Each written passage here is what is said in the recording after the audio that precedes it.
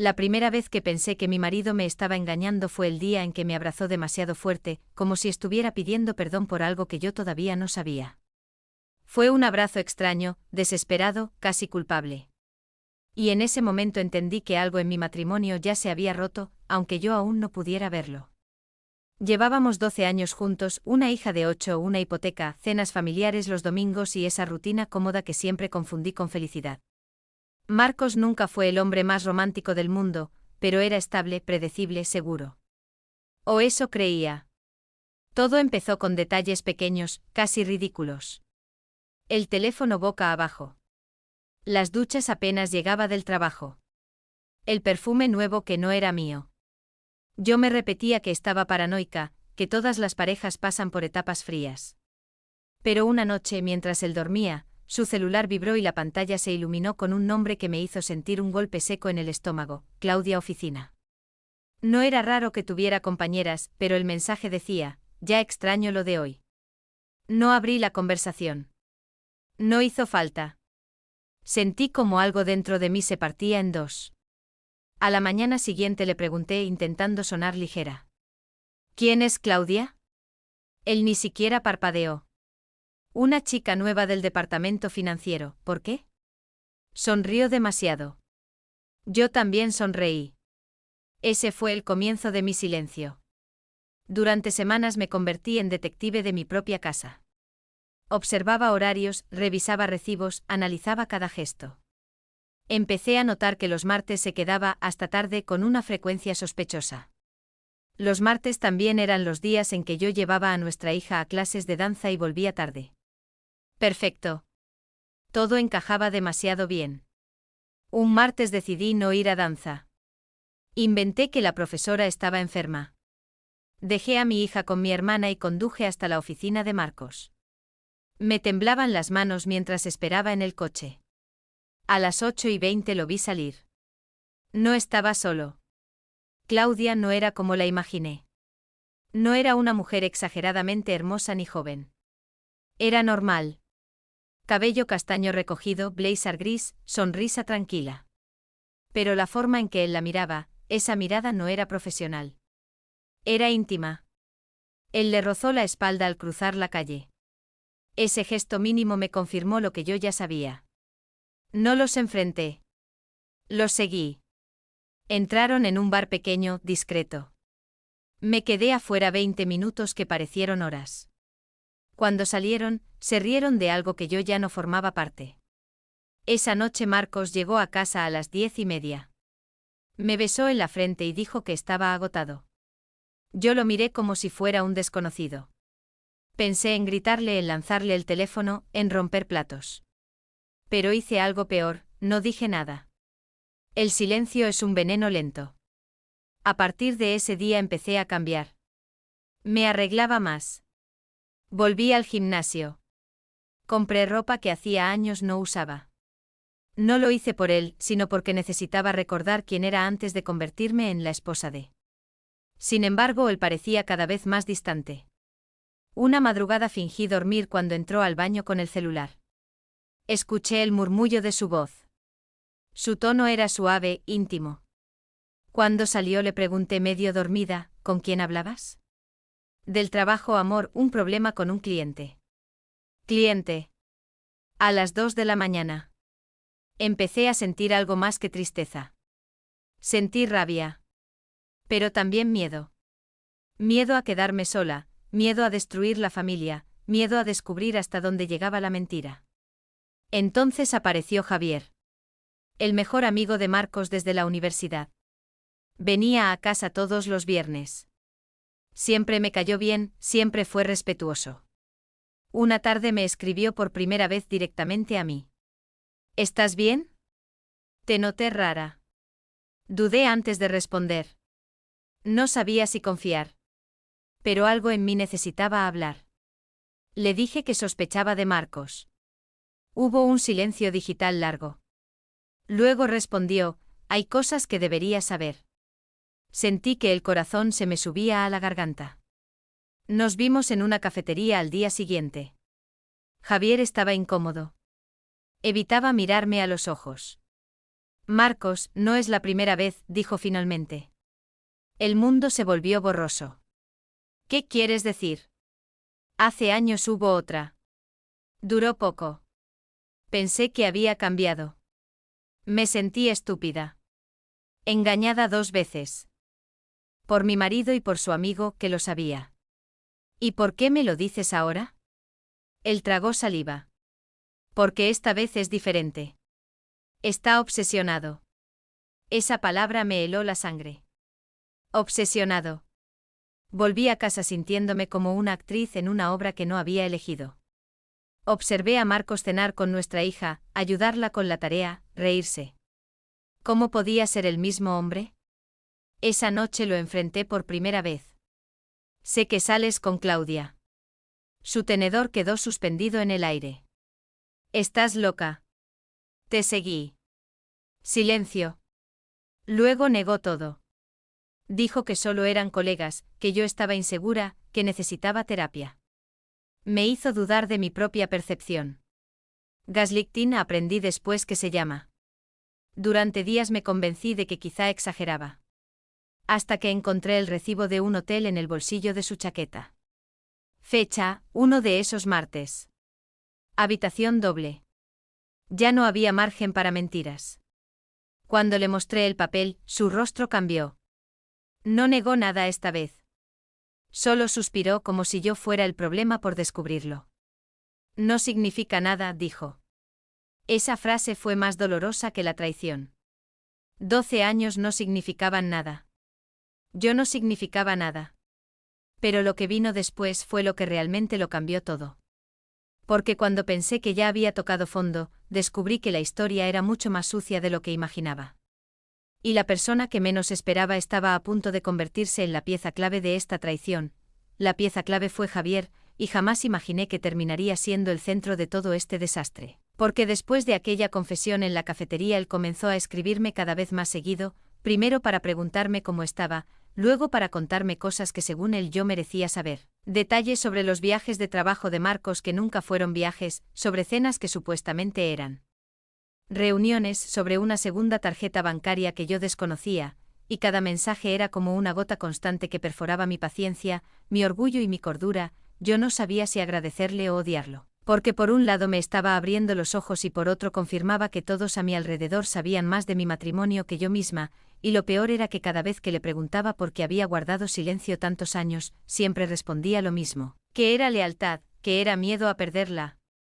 Amistad, que pensó que Marcos cambiaría, y yo empecé a preguntarme si realmente era lealtad, o si había algo más escondido detrás de esa actitud protectora. Mientras tanto en mi casa la tensión se podía cortar con cuchillo. Marcos ya no se esforzaba en disimular, estaba distante e irritable, cualquier comentario mío lo tomaba como ataque. Una noche incluso me dijo que yo me había vuelto fría, que siempre estaba sospechando, que así nadie podía vivir tranquilo. Y escuchar eso me hizo hervir la sangre porque el que estaba destruyendo todo era él, pero aún así me descubrí dudando de mí misma, cuestionando si quizá yo había dejado de ser suficiente, si tal vez la rutina me había vuelto invisible. Entonces cometí algo que nunca pensé que haría. Decidí ponerlo a prueba, crear mi propio test de fidelidad. Necesitaba una confirmación definitiva, algo que no dejara espacio a la manipulación, así que hablé con una antigua compañera de universidad, Laura, que ahora trabajaba en marketing digital y sabía manejar perfiles falsos con una facilidad casi inquietante. Le conté todo, cada detalle, cada mentira, y le pedí que creara un perfil atractivo, creíble, alguien que pudiera llamar la atención de Marcos sin que él sospechara. Me sentí miserable planeando aquello, pero también poderosa, como si por primera vez yo estuviera moviendo las piezas del tablero. El perfil empezó a seguirlo en redes, a reaccionar a sus publicaciones, a comentarle cosas sutiles, nada explícito, solo insinuaciones elegantes, y no pasaron ni 3 días antes de que él respondiera con entusiasmo. Vi cada mensaje porque Laura me enviaba capturas. Al principio eran conversaciones superficiales, bromas, halagos discretos. Pero pronto él empezó a quejarse de su matrimonio, a decir que se sentía incomprendido, que su esposa estaba distante. Leer eso fue como recibir una bofetada, porque esa narrativa la estaba construyendo mientras yo intentaba salvar lo que quedaba de nosotros.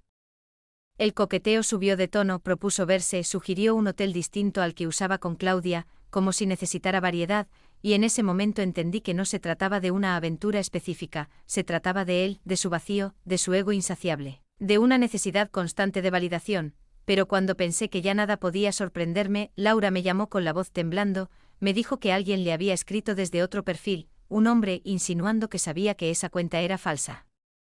Preguntando quién estaba detrás, cuando me envió la captura sentí que el aire me faltaba, era Javier, él había descubierto el plan, y en lugar de decírmelo directamente estaba jugando su propio juego. Esa noche lo enfrenté por teléfono. Le pregunté por qué estaba vigilando el perfil, y tras unos segundos de silencio me confesó algo que cambió completamente mi percepción.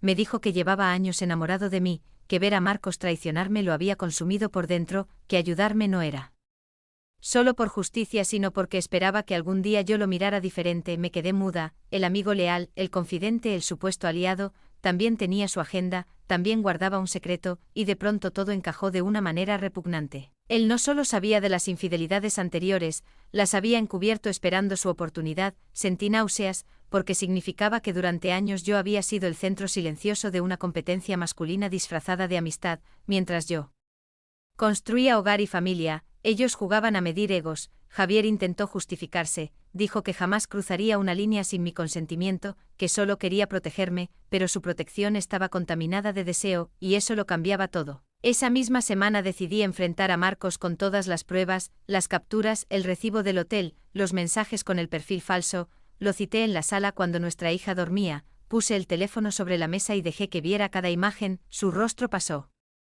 de la sorpresa al enojo y luego a algo que no supe descifrar. No pidió perdón de inmediato, primero atacó, dijo que era una invasión de su privacidad, que yo había cruzado límites, y yo exploté. Le grité que los límites los había cruzado él mucho antes, que yo solo estaba recogiendo los pedazos de una verdad que él había decidido ocultar. Entonces ocurrió algo que jamás olvidaré. Confesó que Claudia ya no era solo una aventura, que había pensado en irse, que estaba confundido, que no sabía qué quería. Esa confesión me atravesó como un cuchillo frío, porque durante semanas yo había luchado por salvar algo que él ya estaba dispuesto a abandonar, pero antes de que pudiera responder, añadió algo más. Dijo que sabía lo de Javier, que había notado las conversaciones, que sospechaba que yo también lo estaba traicionando emocionalmente, y por primera vez comprendí la magnitud del caos, porque aunque yo no había sido infiel físicamente, había compartido intimidad emocional con otro hombre.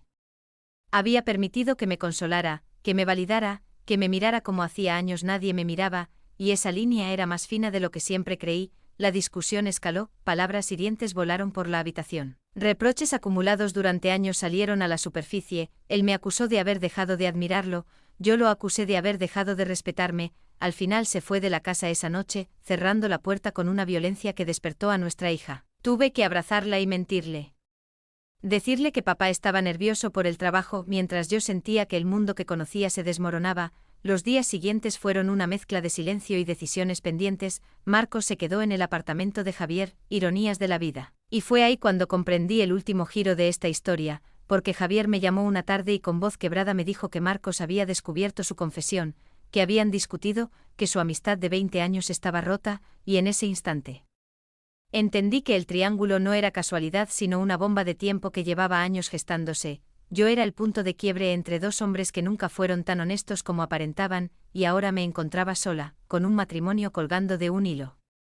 Un amigo que resultó no ser tan amigo, y una versión de mí misma que ya no reconocía, porque en medio de todo este dolor descubrí algo incómodo. Una parte de mí disfrutó sentirse deseada por Javier, disfrutó recuperar poder con el perfil falso, disfrutó no ser la víctima pasiva sino la estratega, y esa revelación me obligó a mirarme sin filtros, a aceptar que no solo era la engañada sino también alguien capaz de manipular cuando se siente herida. Ahora estoy en una encrucijada. Marcos quiere hablar, dice que está dispuesto a ir a terapia, que terminó con Claudia, que fue un error. Javier dice que me ama y que esperará lo que sea necesario, y yo me pregunto si alguno de los dos realmente me ve como persona o solo como premio, como escape, como validación, porque después de todo lo vivido ya no sé si quiero salvar mi matrimonio, empezar algo nuevo o aprender a estar sola. Y lo más inquietante es que por primera vez en años siento una extraña libertad en medio del desastre, como si la traición hubiera arrancado la venda de mis ojos y me obligara a elegir por mí misma, pero elegir implica destruir algo,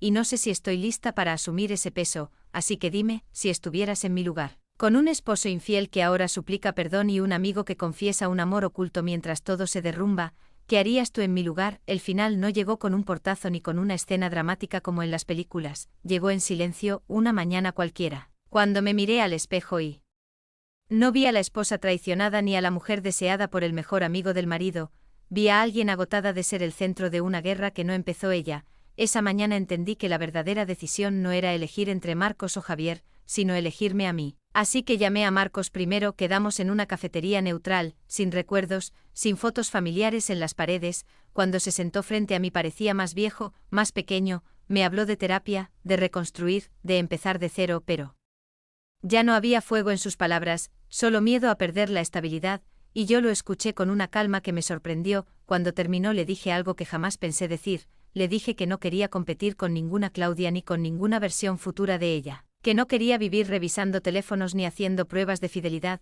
que el amor no puede sobrevivir bajo vigilancia constante. Él se quedó callado, quizá esperaba lágrimas, quizá esperaba rabia, pero lo único que le ofrecí fue una decisión firme: separación, no como castigo sino como consecuencia. Después vi a Javier, estaba nervioso, casi esperanzado, como si mi ruptura fuera automáticamente su oportunidad. Me dijo que podíamos intentarlo, que él siempre me había amado, que conmigo sería diferente, y ahí entendí el último giro, porque en sus ojos no vi amor, vi rescate, vi la fantasía de ser el héroe que se queda con la mujer herida, y yo ya no quería ser la mujer herida de nadie. Le agradecí su honestidad, le dije que necesitaba distancia, que no podía construir algo sano sobre los restos de una traición compartida, porque aunque él no me tocó, su silencio durante años también fue una forma de traicionarme. Esa conversación rompió definitivamente la amistad entre ellos y cerró cualquier posibilidad conmigo. Los días siguientes fueron duros. Explicar a mi hija que papá y mamá vivirían en casas distintas sin convertirlo en una guerra fue lo más difícil que he hecho, pero por primera vez en mucho tiempo. Dormí sin ansiedad, sin revisar mensajes, sin imaginar escenarios. Marcos intentó volver varias veces, prometió cambios, lloró incluso, algo que nunca hacía. Javier envió mensajes largos hablando de destino, de segundas oportunidades. Pero yo ya había cruzado una línea invisible dentro de mí. Entendí que el mayor giro de toda esta historia no fue descubrir la infidelidad ni la confesión secreta del mejor amigo, fue descubrir que yo también me había perdido intentando sostener una imagen de familia perfecta. Meses después supe que Marcos volvió con Claudia por un tiempo y que tampoco funcionó. Supe que Javier se mudó a otra ciudad, tal vez huyendo de lo que destruyó, y yo me quedé, sola pero entera, reconstruyendo mi vida desde un lugar más honesto. Empecé terapia, retomé proyectos que había postergado años, volví a sentirme dueña de mis decisiones.